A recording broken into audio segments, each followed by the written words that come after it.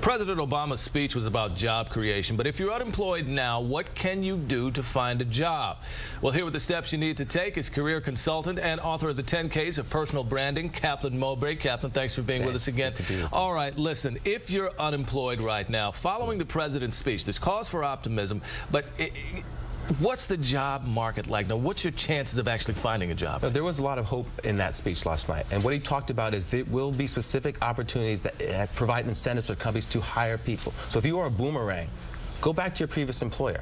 That was definitely evident in that speech last night. That was one of the things that I was going to ask you about. It's probably a good. This is a good time to retool your job hunting focus right now, isn't it? That's right. Yeah. So, all right, let's talk about some of the specifics here. President Obama said companies that hire people who've been unemployed for 6 months should get a tax break.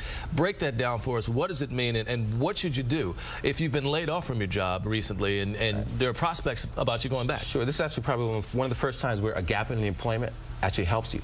So one of the things that you can do is really go back to your previous employer. A lot of companies let people go that they didn't really want to, but because they had to.